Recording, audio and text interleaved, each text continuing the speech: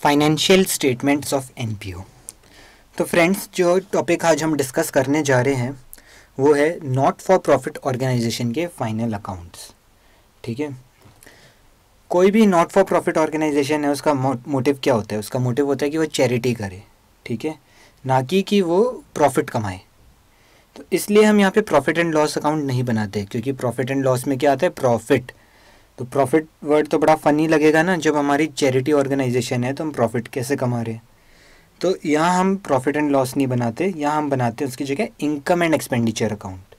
ठीक है, नेचर सब कुछ वही रहता है, सब कुछ सेम रहता है, लेकिन यहाँ पे प्रॉफिट की जगह हम सरप्लस बोलेंगे, लॉस की जगह डेफिसिट बोलेंगे। ठीक है, लिख लेते हैं।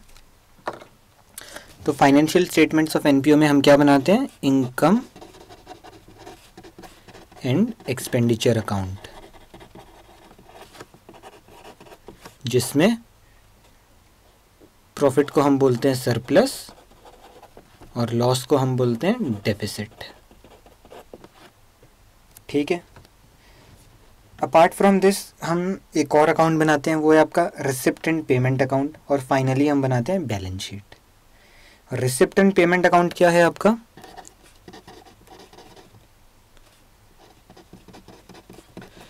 Receipt and payment account basically आपका एक कैश अकाउंट है समराइज्ड फॉर्म में। ठीक है, हम इसको कह सकते हैं कैश अकाउंट इन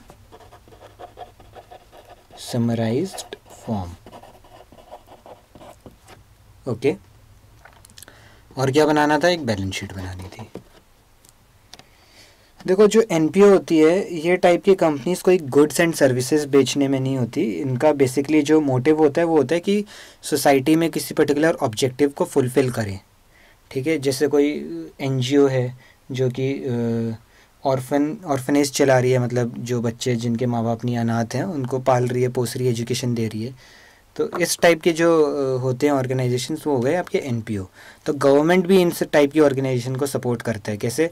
उनको सब्सिडीज़ देता है, कुछ ग्रांट्स देते हैं वगैरह। ठीक है, लेकिन क्या गवर्नमेंट ऐसे ही किसी को सब्सिडी दे देगी?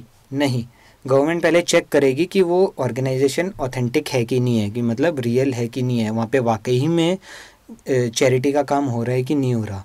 तो ये कैसे गवर्नमेंट इंश्योर करेगी? ये गवर्नमेंट इंश्योर करेगी उनके ऑडिटेड फाइनेंशियल स्टेटमेंट्स देख के। क्या देख के? Audited financial statements. इसलिए आप भाई लोगों को यहाँ पे बुलाया गया है, क्योंकि एज ए सीए ये हक आप ही के पास है कि आप किसी की बैलेंस शीट पे साइन मार सको। ठीक है, so you will be requiring, आपको क्या चाहिए होगा ये ऑडिटेड फाइनेंशियल स्टेटमेंट्स बनाने के लिए? उनकी बुक्स ऑफ अकाउंट चाहिए होंगी सारी। ठीक है, वहीं से आप बना पाओगे। ठीक है, तो नॉर्मली जो ये एनपीओ के ओनर हैं, आपको लगता है कि ये अकाउंटिंग एक्सपर्ट होंगे? बिल्कुल नहीं। तो इन लोगों के पास क्या मिलेगा? इन लोगों के पास एक रजिस्टर मिलेगा जिसमें डेली बेसिस पे आपकी कैश की एंट्री हो रही होगी कि कहाँ कैश लग गया और कहाँ से कैश आया। बेसिकली क्या होगा? कैश का रजिस्टर होगा। इसके अलावा कुछ इनके पास एडिशनल इन्फॉर्मेशन होगी कि इसको इतना देना है, इससे इतना लेना है करके, समथिंग लाइक दैट। ठीक है, और लेकिन एज ए सीए आपको क्या चाहिए? आपको तो भी प्रॉपर बुक्स ऑफ अकाउंट चाहिए जिसमें ट्रायल बैलेंस होगा, फिर उसकी मदद से आप बैलेंस शीट बनाओगे। लेकिन यहाँ तो सब कुछ आप ही को बनाना है। आपके पास सिर्फ एक कैश रजिस्टर है और एक आपके पास एडिशनल इन्फॉर्मेशन है, और एक हाँ लास्ट ईयर की आपको बैलेंस शीट और मिल जाएगी। अगर लास्ट ईयर की बैलेंस शीट नहीं हुई इनके पास, तो ये आपको कोई लास्ट ईयर के बैलेंसेस बता देंगे, जिसकी वजह से आप खुद अपने आप लास्ट ईयर की बैलेंस शीट बना लेना। ठीक है, सारा काम यहाँ पे आप ही को करना है। ओके, ये मान के चलना। सो एग्ज़ाम में क्वेश्चन आपको किस तरह के आएंगे? क्वेश्चन भी आपको इसी टाइप के आएंगे। ओके, तो हम पहले देखते हैं कि इसमें आपको कैसे प्रोसीड करना है। तो सबसे पहले आपको एक करंट ईयर की ट्रांजैक्शंस दी होगी।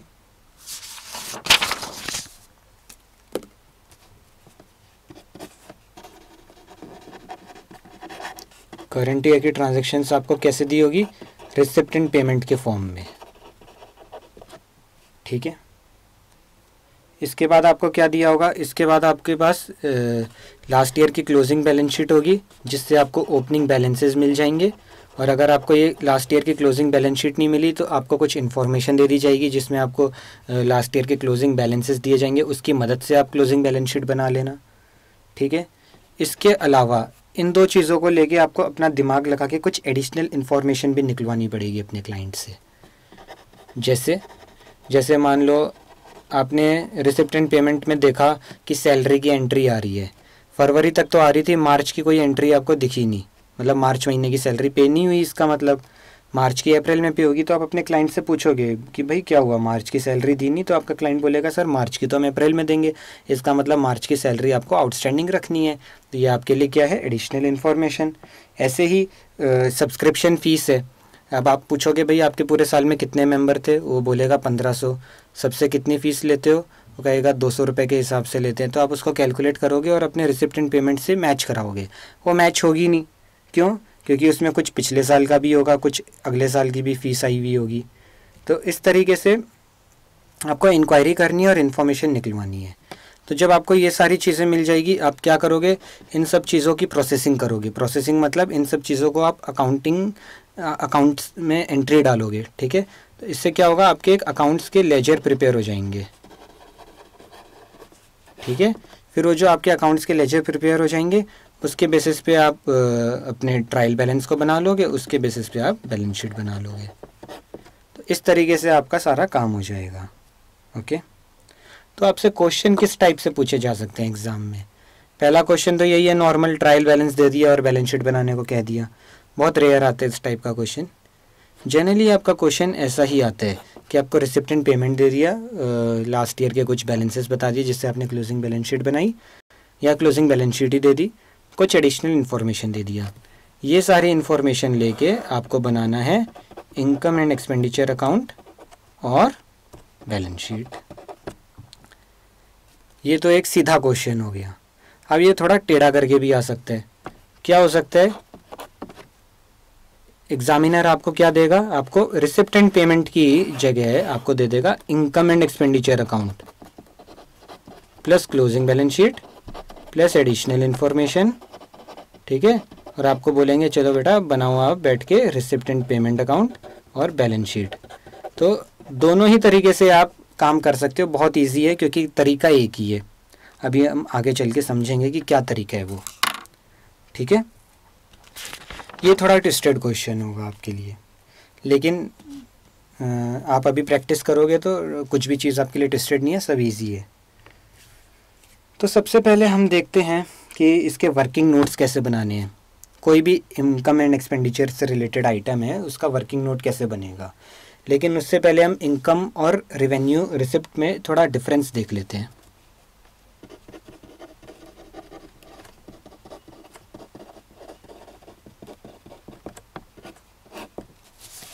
देखो हम पहले एक ना टाइमलाइन ड्रॉ कर लेते हैं।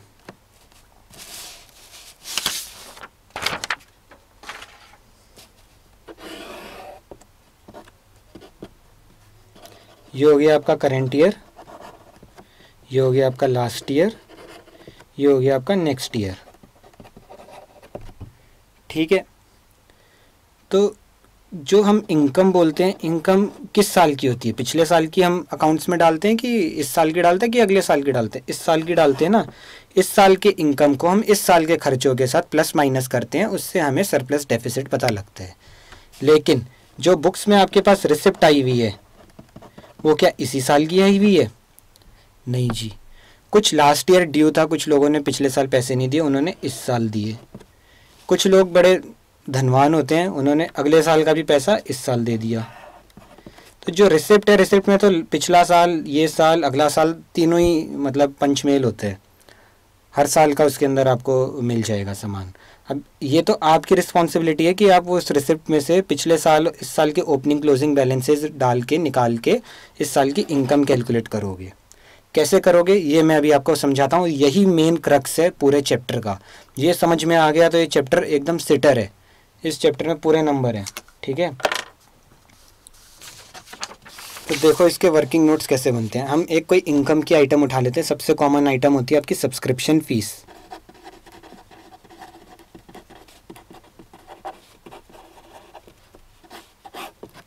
ठीक है। इसका हम अकाउंट बना लेते हैं। तो सबसे पहले हम स्टार्ट करते हैं पिछले साल के ड्यूज से। उसको हम क्या कह सकते हैं, आउटस्टैंडिंग इनकम। लास्ट ईयर की आउटस्टैंडिंग इनकम क्या थी। अब पहले मेरे को ये बताओ आप कि जो आउटस्टैंडिंग इनकम है,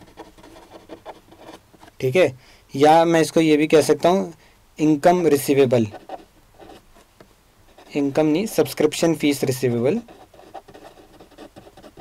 सब्सक्रिप्शन फीस रिसीवेबल या आउटस्टैंडिंग सब्सक्रिप्शन फीस,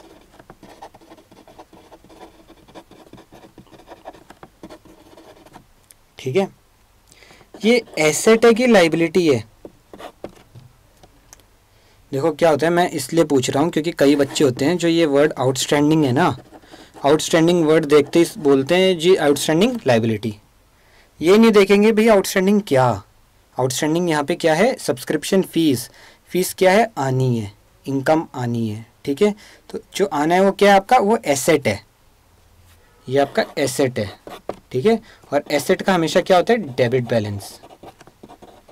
तो कभी भी आप फिक्स्ड एसेट का कोई जैसे अकाउंट खोलते हो, मशीन अकाउंट खोलते हो, तो जब पिछले साल का आप क्लोजिंग बैलेंस इस साल उतारते हो तो कहाँ डालते हो, इधर डालते हो ना, ओपनिंग बैलेंस, ठीक है। तो ऐसे ही सब्सक्रिप्शन फीस में आप यहाँ डालोगे ओपनिंग आउटस्टैंडिंग इनकम, ठीक है।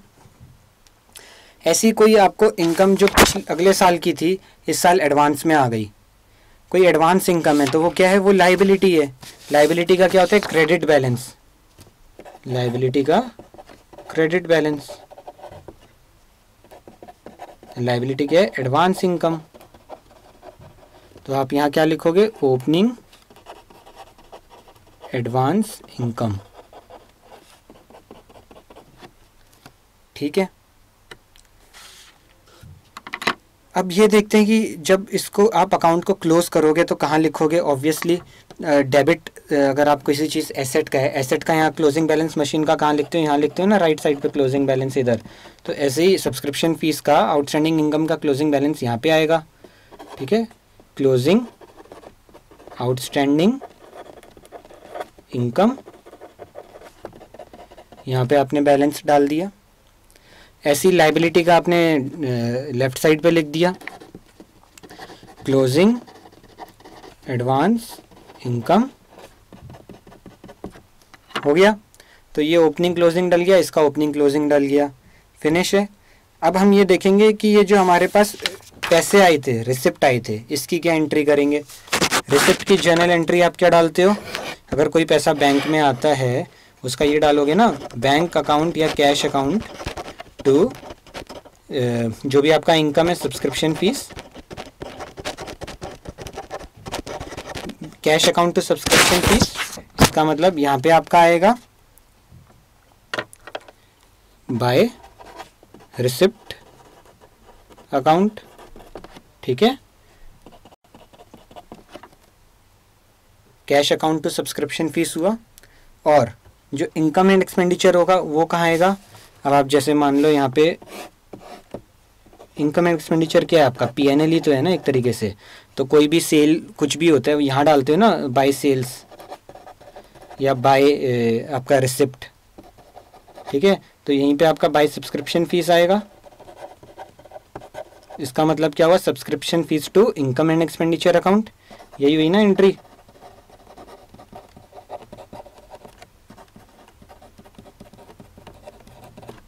ओके, तो यहाँ पे आप एंट्री डाल दोगे इनकम एंड एक्सपेंडिचर अकाउंट, और जो भी बैलेंस होगा इधर आ जाएगा। अब अगर एग्जाम में आपको रिसिप्ट एंड पेमेंट अकाउंट दे रखा है, मतलब ये फिगर दे रखी होगी, ये आपका कैलकुलेट हो जाएगा। और अगर आपको थर्ड टाइप से ट्विस्टेड क्वेश्चन दे रखा है जिसमें इनकम एंड एक्सपेंडिचर अकाउंट दे रखा है, तो ये फिगर दी होगी, ये अपने आप कैलकुलेट हो जाएगी। तो आप देख रहे हैं ना, चाहे आपको इस तरह का पैटर्न आए या इस तरह का पैटर्न आए, आपका तो एक ही तरीका है, आपको या तो ये कैलकुलेट हो जाएगा या ये कैलकुलेट हो जाएगा। आपको टेंशन लेने की कोई ज़रूरत नहीं है। आप बस कृपया करके ये फॉर्मेट को याद रखना, और मैंने अच्छे से समझाया है, कृपया समझ के करना। तो लॉन्ग टर्म में कभी इंटरव्यू देने जाओगे ना, तब भी आपको ईजी रहेगा। मैंने समझाया है अपनी तरफ से, बाकी आपके ऊपर डिपेंड करता है कि आपको कैसे समझ में है, लेकिन एटलीस्ट एग्ज़ाम के लिए इस तरह से याद रखना आप इस चीज़ को। ओके,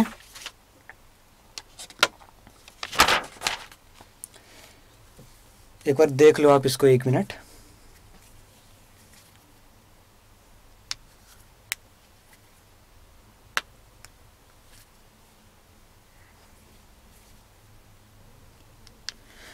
ठीक है, अब हम ये देखते हैं कि एक्सपेंस अकाउंट आप कैसे बनाओगे। यहाँ पे मान लो सब्सक्रिप्शन फ़ीस की जगह आपका सैलरी है, तो सैलरी है तो जो अब की बार जो ये आपका ओपनिंग आउटस्टैंडिंग इनकम था, वो जो भी अब सैलरी आउटस्टैंडिंग है वो क्या है, आपकी लाइबिलिटी है, तो वो इस साइड आ जाएगी। और अगर आपने कोई एडवांस सैलरी दे रखी है तो वो इधर आ जाएगी। एडवांस सैलरी यहाँ आएगी और आउटस्टैंडिंग सैलरी यहाँ आएगी ओपनिंग, और ऐसी क्लोजिंग फिर आपका हो जाएगा, ऐसी रिसिप्ट और इसमें आपका इंटरचेंज हो जाएगा। वो जब हम क्वेश्चन करेंगे तब आपको एकदम से क्लियर हो जाएगा, वो कोई दिक्कत की बात नहीं है।